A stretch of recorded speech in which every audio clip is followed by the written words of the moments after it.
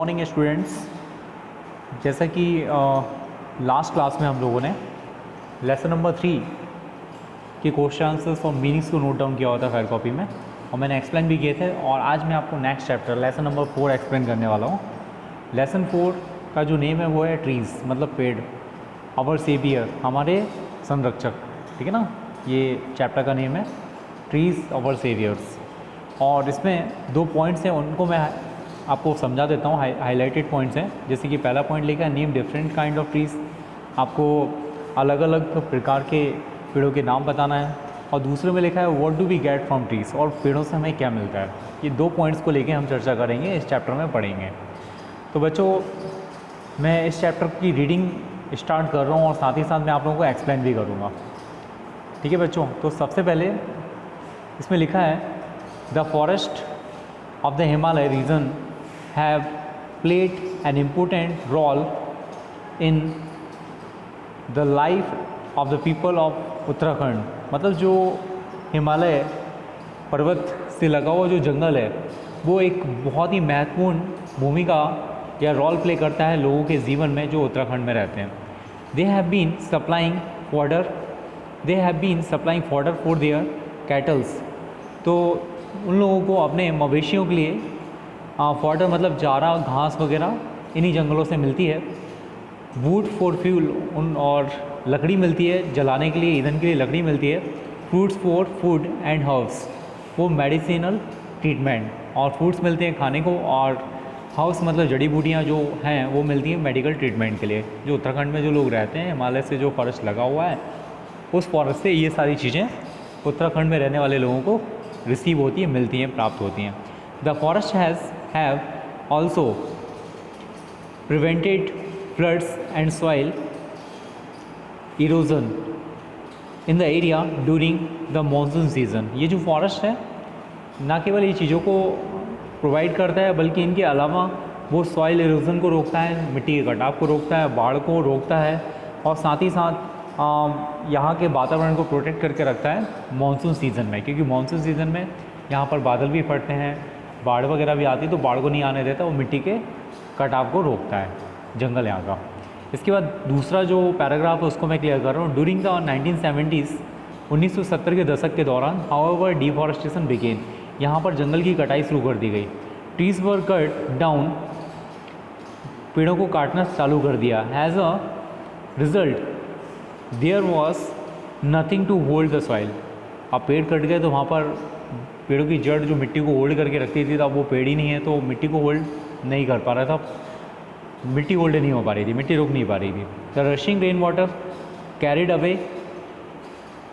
Away not only the soil, जो वहाँ का पानी था, जो बारिश का पानी था, वो केवल सॉइल को ही बहा के नहीं ले जा रहा था, बट ऑल्सो ह्यूज रॉक्स, बड़ी बड़ी चट्टानों को भी बहा के ले जा रहा था, जिससे कि लैंडस्लाइड, पर्वत से जो पत्थर है वो अलग होता जा रहा था।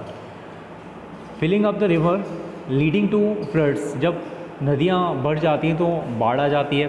फर्दिंग owing to the forest trees begin taken away the people who depended on them for food and fuel.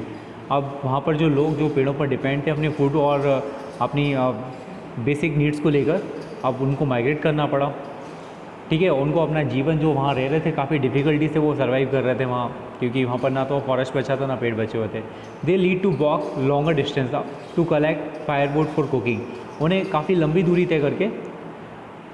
तय करना पड़ती थी और जलाऊ लकड़ी लाने के लिए, ठीक है ना, जिससे कि उनका खाना पक सके।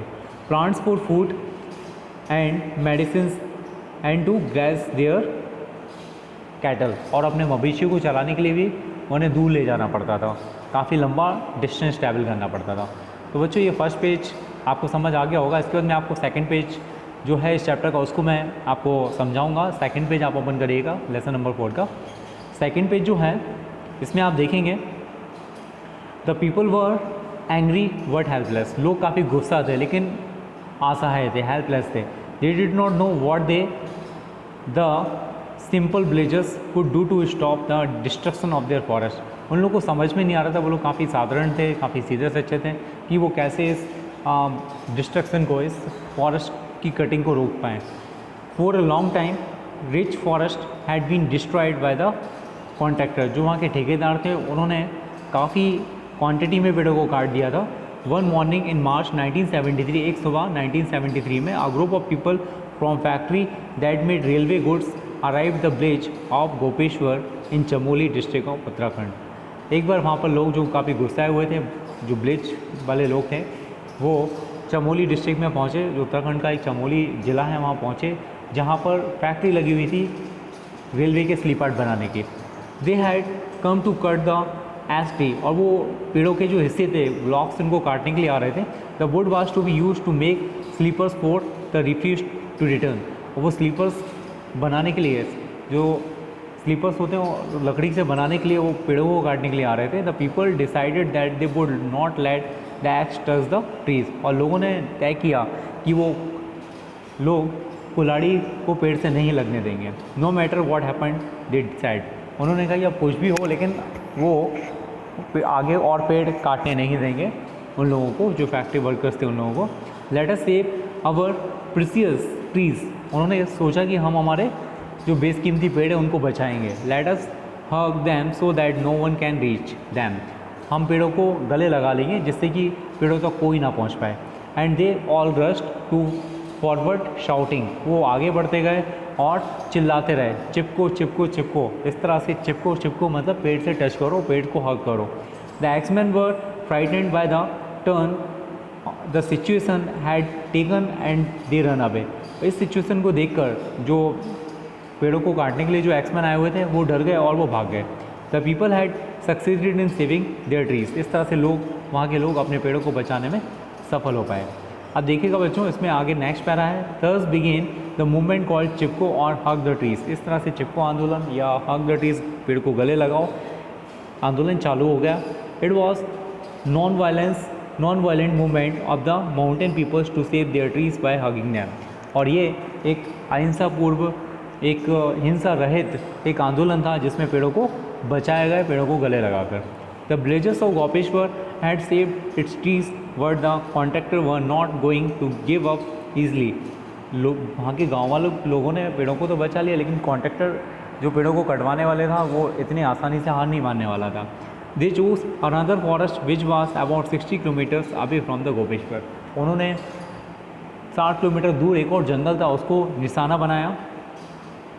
Now news of this reached Gopeshwar, so the entire village men and women, old and young, began to march in procession, और जब उन गाँव वालों को पता चला और लोगों को पता चला चमोली विलेज के बारे में, तो गोपेश्वर विलेज के बारे में, तो वो लोग 60 किलोमीटर दूर जो जंगल थे उनको बचाने के लिए भी पहुंच गए।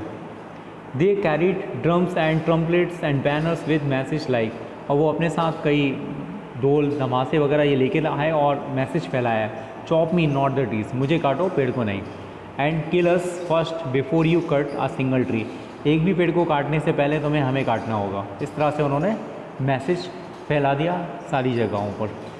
The axeman could did raise their axe, जैसे ही कुल्हाड़ी वाला आदमी कुल्हाड़ी उठाने वाला था, they flat the Chipko idea, उन्हें चिपको मतलब लोगों ने पेड़ों को गला लगाना वैसे ही चालू कर दिया। एंड अगेन बॉर्न, इस तरह से दोबारा वो जीत गया और दोबारा पेड़ों को बचाने में वो कामयाब हुए।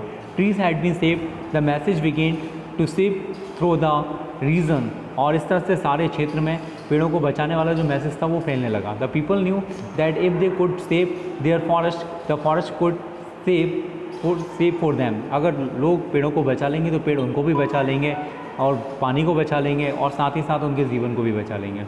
Many such incidents took place, इस तरह से कई घटनाएं हुई। Over the years the people's movement became well non all over India and abroad, इस तरह से ये जो मूवमेंट है चिपको आंदोलन चमोली से शुरुआत होते हुए पूरे इंडिया में और इंडिया से पूरी दुनिया में फैल गया।